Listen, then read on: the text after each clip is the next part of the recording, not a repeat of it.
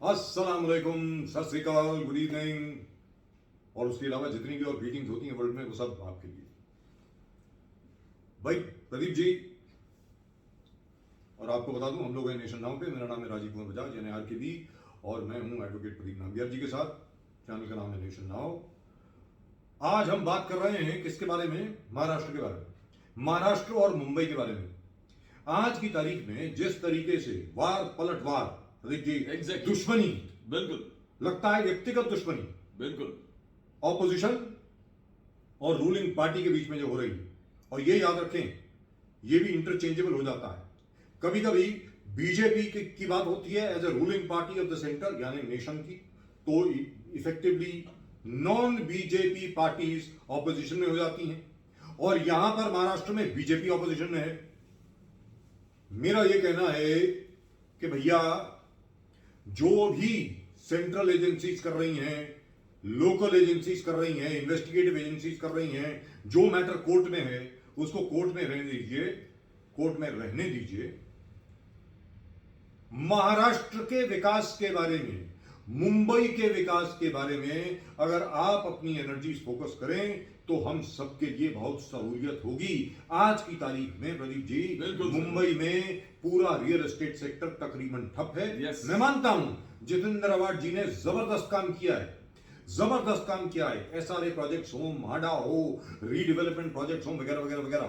लेकिन जब तक जिस तरीके से पहले प्राइवेट रियल एस्टेट डेवलपर्स, जिनमें से तकरीबन 40 के 50% अभी जेल में हैं, जिस तरीके से वो पहले काम कर रहे थे, एक बार फिर वैसी बिल्डिंग एक्टिविटी मुंबई में शुरू नहीं होती है, तब तक महाराष्ट्र भी पीछे होता रहेगा।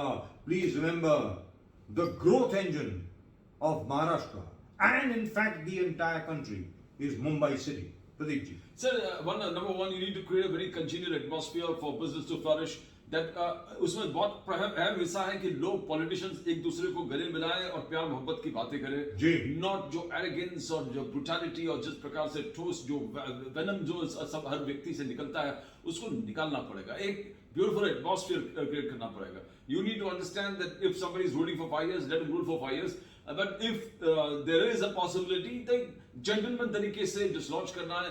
ये रोज रोज जिस प्रकार से वेनम एक्सपाउज कर रहा है कि वेनम एक कठोर शब्दों का उपयोग हर चीज को, that has to end. You need to put a small atmosphere of peace, of love, of harmony and cooperation. Praising each other, allowing business to bloom. Though they have done fantastic job, but it's a real estate has to, because real estate is an engine that will actually take off. The entire economy of the country will take off when the real estate works, and the economy of the state also takes off if the real estate works. Yes. The government has been trying. The government ने at least BMC is concerned 31st December तक उन्होंने कहा कि 50% premium हम छूट देते हैं, जो भी BMC के TDR का कॉस्ट हो, जो भी प्रीमियम रजिस्ट्रेशन भी बाकी everything the government said the 50% discount, but still the boom has not taken. People are not coming in. The people were suspicious कि क्या होगा आगे, and there is no, COVID was one of the big factors. Along with COVID, जिस प्रकार से सरकार को गिराना, सरकार को मिठाना, एक दूसरे को जेल में डाला, नारायण राणे जेल में गए, नवाब मलिक जेल में गए, उससे पहले अनिल देशमुख जेल में गया। ये एक जेल का एक वातावरण बना हुआ है कि सबको जेल में डाल दो, सबको ED के इंक्वायरीज में लगा दो, सबको AW के इंक्वायरीज में लगा दो, one challenges the other, one party challenges the other. This has to end somewhere, and we need an atmosphere of peace, of coexistence, where people respect each other, and there is always thought of development. You think of development, you think of helping others, you think of things that will help everybody to help boom the economy. I am surprised. After all, please remember, Mr. Nitin Gadkari, अभी जो transport minister Nitin Gadkari, transport infrastructure के जो मंत्री हैं अभी, उन्होंने खुद कहा है कि भाई जहां तक शरद पवार जी का सवाल है, भले ही शरद पवार जी दूसरी पार्टी में हो, वो कुछ काम हमारे करते हैं, कुछ काम हम उनके करते हैं। इसी प्रकार महाराष्ट्र की सरकार आगे चलती है। याद रखें, Maharashtra was and still remains somehow the other, but it's just hanging in there by the skin of his teeth. The fact is, Maharashtra पूरे हिंदुस्तान का सबसे डेवलप्ड GDP के हिसाब से सबसे जबरदस्त आर्थिक व्यवस्था वाला राज्य इसलिए रहा है क्योंकि ऑपोजिशन में विपक्ष और सत्ता पक्ष दोनों में कोऑपरेशन रही है, बिल्कुल सहकार रहा है, एकदम सहकार रहा। सहकार का ये पूरा जो एटमॉस्फेयर अभी खराब हो गया है, जिस तरीके से लोग एक दूसरे पर लांछन लगा रहे हैं, एक दूसरे को अटैक कर रहे हैं, ये इधर से अटैक आ रहा है, कोई उधर से अटैक आ रहा है, वगैरह वगैरह वगैरह, मैं ये समझता हूं कि अगर आज की तारीख में इसको बंद ना किया गया तो पूरे महाराष्ट्र के लिए, पूरी मुंबई के लिए, इनफैक्ट पूरे देश के लिए ये बहुत खराब होगा। हम ऐसा मानते हैं। It will damage the entire country. What are you doing? मैं मतलब मुझे समझ में नहीं आ रहा। ठीक है भाई, 2 मंत्रियों को आपने जेल में डाल दिया, 2 मंत्री आज जेल में, कोर्ट में हैं, जाने दीजिए ना। I don't want to express my own personal views whether or not they ought to be in jail or not to be in jail, that's for the courts to decide. But all I am saying is Mumbai, formerly Bombay, was the engine, the economic engine, and still remains the economic engine of the Indian economy. उसको अगर आप नष्ट कर देंगे, उसको अगर आप खत्म कर देंगे, उसको अगर आप तहस नहस कर देंगे, तो पूरी देश की आर्थिक व्यवस्था जो है वो सफर करेगी, उसको बहुत नुकसान होगा। प्रदीप जी, यहां पर दूसरी बात है, जो हम लोगों ने रियल एस्टेट की बात करी, भाई आधे से ज्यादा बिल्डर तो जेल में है। जितने भी बिल्डर थे बड़े बड़े, वो तकरीबन सभी जेल में हैं। अब मेरा ये कहना है कि इतने सालों से, 30 साल से, 40 साल से जो यहां पर काम कर रहे थे, क्या सभी चोर थे? क्या सभी डकैत थे? पिछले 30 या 40 साल तक इनके बारे में आपको कुछ नहीं मिला। एकदम जैसे होड़ लगी हो, सबको पकड़िए, सबको डालिए अंदर। अरे भाई, मेरा ये कहना है कि सभी बिल्डर्स को अगर आप जेल में डालेंगे तो यहां नौकरियां कौन देगा? यहां काम कैसे चलेगा? व्यवसाय कैसे बढ़ेगा? बिजनेस कैसे बढ़ेगा? Real estate development, real estate वो चीज है, यानी जमीन की डेवलपमेंट, यानी बिल्डिंग वो चीज है प्रदीप जी, जिसमें हर चीज लगती है। सीमेंट, मिट्टी, गारा, रेत, सरिया यानी लोहा, उसके अलावा ग्लास, उसके अलावा बाकी सारे आपके जो व्हाइट गुड्स होते हैं, एक एक चीज, पूरी इकोनॉमी जो है पूरे हिंदुस्तान की, वो रियल एस्टेट के इर्द गिर्द निर्भर है। आखिरकार जो आदमी नया फ्लैट खरीदता है, वो पंखे भी खरीदेगा, यानी फैन भी खरीदेगा, एसी भी खरीदेगा, रेफ्रिजरेटर भी खरीदेगा, वॉशिंग मशीन भी खरीदेगा, अपना फर्नीचर भी खरीदेगा, बिजली की भी खपत होगी। अरे भाई, आप अगर उसी सेक्टर को खत्म कर देंगे तो इकोनॉमी बढ़ेगी कैसे? In fact if the finance minister, Ms. Nirmala Sitharaman, really wants the country to grow at a double-digit rate of growth, all they need to do is to give a tax holiday to the real estate sector. Do what you did for the IT industry so many years ago, during the time when Mr. Pramod Mahajan was the IT minister. If you do that for real estate now, at least do it for the next 2 years, I am reasonably certain India will grow at more than 12.5%. Sir, in Maharashtra and all over India, as you say, you need an atmosphere of cordiality among the political parties. Yes. An acceptance, a message of love flowing on, a message of goodwill, a message of let us come together after 5 years when the election comes, let us fight over it.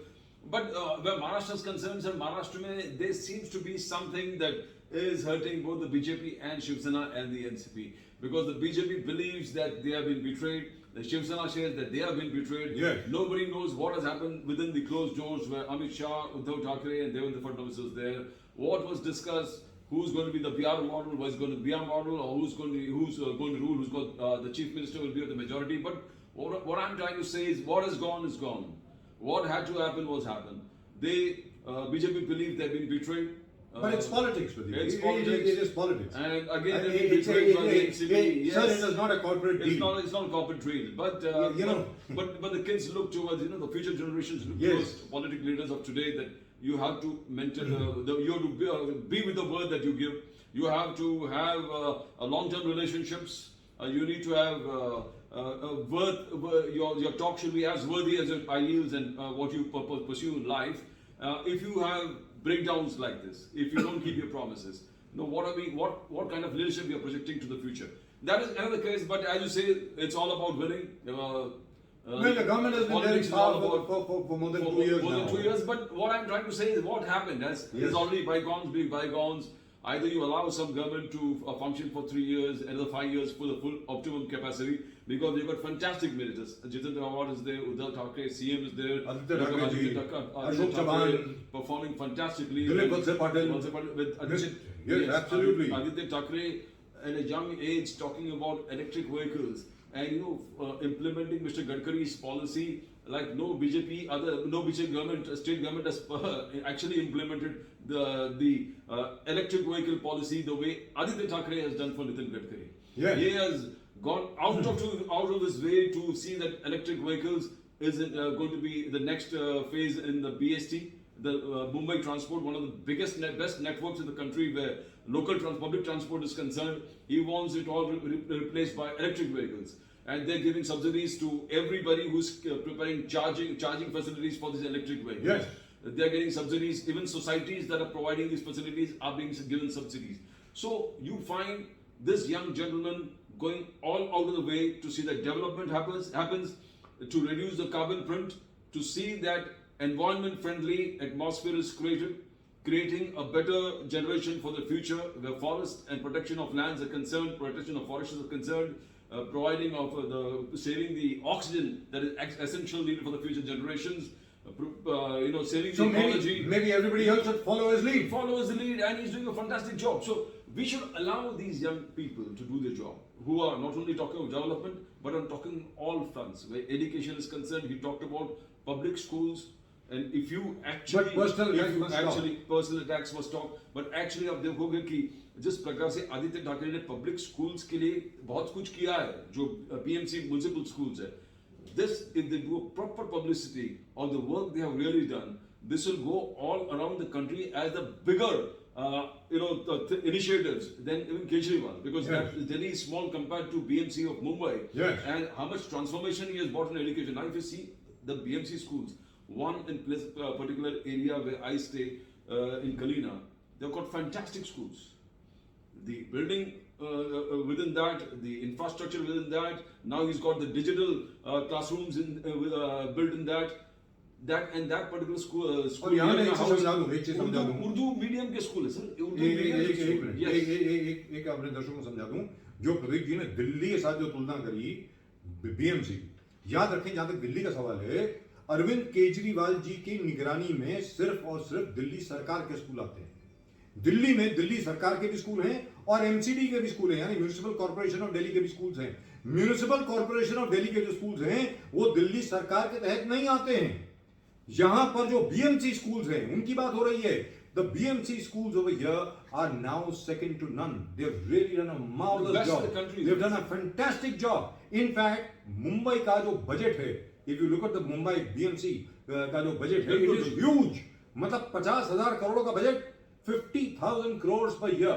And look at Aditya Thackeray. He's done such a marvelous job. और दूसरी चीज क्या है, जैसे आदित्य ठाकरे के ऊपर इतने लांछन लगे, प्रदीप जी, इतने आरोप लगे, इतनी उनको ना जाने किसने क्या कुछ नहीं बोला, कभी रिटालिएट नहीं करते, कभी आदित्य ठाकरे अपने रिस्पेक्ट ने किया पॉलिटिशियंस को, किसी पर गलत आरोप लगाना, किसी पे अनशन लगाना, किसी पे डिफेमेटरी स्टेटमेंट बोलना और रिटालिएट भी नहीं करना. He never retaliates to criticism against him also. Yes. So that shows a big leadership. He is all round. उन्होंने फोकस किया डेवलपमेंट में, उन्होंने फोकस किया अपने कामों पर, उन्होंने फोकस किया going against his own team where environment is concerned, where you saw one of the biggest urban salt pan landscape development उसको रोक दिया. Sir, that metro 3 station, he just took it out of RA. And this was actually one of the biggest projects of the Urban Development Ministry, and which was his very senior leader of the Shiv Sena. But he stalled it. Yes. He stalled it because this is going against the very principles of ecology that he's fighting for, protecting the environment for the future. So हमने देखा कि development भी हो रहा है. At the same time, he's protecting the environment. At the same time, he's talking about the future. जैसे electric vehicles. These are the future. Where the पूरे country, all countries are signatory to the initiative, the international initiative to protect, to reduce the carbon footprints. And India, unless we have leaders like this, we can never join the bandwagon. तो कहने का मतलब ये हुआ, प्रदीप जी, कहने का मतलब ये हुआ, yes, कि it is possible even now, even in this supercharged atmosphere full of enmity, to have ministers like Mr. Jitendra Awad, Mr. Ashok Chavan, and of course Mr. Aditya Thackeray. Yes. मतलब हमारे बाकी जितने मंत्रिमंडल के सदस्य हैं उनको आदित्य ठाकरे और जितेंद्र आव्हाड से सीखना चाहिए बिल्कुल कि किस प्रकार आपको सरकार में रहना है और किस प्रकार आपको सरकार का काम करना है।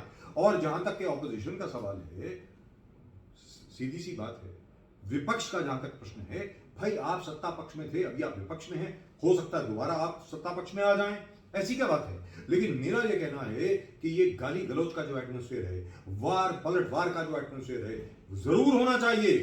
That is democracy, but no personal attacks. जिस तरीके से एक पर्सनल एजेंडा लेकर के कुछ लोगों के कहने पर, कुछ लोगों के इंस्टिगेशन पर, जिस तरीके से आज की तारीख में भारतीय जनता पार्टी और सामने शिवसेना, एनसीपी और कांग्रेस की सरकार के बीच में, मैं नोक झोंक तो इसको नहीं कहूंगा, उससे कहीं ज्यादा है, ये जो लड़ाई चल रही है, ये जो द्वंद्व चल रहा है, ये जो दंगल चल रहा है, ये महाराष्ट्र के लिए अच्छा नहीं है। ये मैं मान करके चलता हूं। महाराष्ट्र में सरकारें हमेशा कोऑपरेशन से चली है, and which is the reason why, by the way, the cooperative movement is still the strongest in Maharashtra. The Mumbra Model, sir, आप देखो कि in spite of so much of volatile atmosphere during the riots and during high tense atmosphere, hijab issue वाला issue थे, और you find some leaders, if they want to control the area, they control it so well. So beautifully. The Mumbra Model, for instance, Perfect. कोई भी ऐसे इंसान वार्ता नहीं, दोनों कम्युनिटी के लीडर्स को बुला दिए, बात किए कि हम अपने एरिया में ये करने नहीं देंगे. That's it. Now, it shows how a local leadership can influence in that particular area. And if they want to instigate, how they can instigate. Yes. जहाँ हमने देखा बहुत सारे मिसाल जितेंद्र आव्हाड जी के माध्यम से मुम्बरा मॉडल पूरे देश में जिस प्रकार से सब लोग पॉइंटर है एक पोल स्टार के ताकत से देखते हैं कि this Mumbra model of social harmony can be experimented all across the nation, where the leader takes the responsibility on himself to see that there's no clashes, there's no ego clashes, there's no confusion, there's no volatile atmosphere, doesn't affect the peace and atmosphere in that particular area. Display kiya hai. This particular government has done it. The point is, if there's a will, it happens, and the will has to be among all leaders. So कहने का मतलब ये हुआ कि as far as this government is concerned, NDA government is concerned, Maharashtra Vikas Aghadi is concerned, their priority, very frankly, Pradeep ji, should be the resurrection of the real estate sector, irrespective of whatever they have to do. Whether you have to talk to the center, whether you have to have a moratorium with various central agencies, etc., that irrespective of whatever be the gravity of the crime and so on and so forth, if a middle way can be found out, it'll be far, far better. Now, I can understand there'll be a lot of criticism against us that what are you advocating? All I am advocating is this. The law must not only be just, it must be seen to be just. It must be seen to be fair. The criticism that perhaps central agencies are being misused, that must go away. Otherwise, what happens is everybody loses their credibility. And in that kind of an atmosphere, everyone loses. The point is this. भले Bharatiya Janata party हो, शिवसेना हो, NCP हो, कांग्रेस हो, सब लोगों को मिल बैठ करके मैं एक बार फिर रिक्वेस्ट करूंगा, आप देखें किस प्रकार आदित्य ठाकरे जी काम कर रहे हैं, किस प्रकार जितेंद्र आव्हाड काम कर रहे हैं, किस प्रकार बाकी जो असल में मंत्रीगण जितने भी हैं, जो इन्वॉल्व हैं महाराष्ट्र के विकास में, मुंबई के विकास में काम कर रहे हैं, उनका उदाहरण लेकर के उनकी राह पर अगर हम लोग चलें, और जैसे पुराना एटमॉस्फेयर होता था महाराष्ट्र में कि विपक्ष और सत्ता पक्ष के बीच में कोऑपरेशन होती थी, उसको लेकर के अगर हम चलें तो महाराष्ट्र के लिए, मुंबई के लिए, पूरे हिंदुस्तान के लिए बहुत ही ज्यादा अच्छा होगा. That's it. That's all we've got for you in tonight's show on Nation Now. From me, RKB, and from Advocate Pradeep Nambiar, आप सब लोगों को नमस्कार.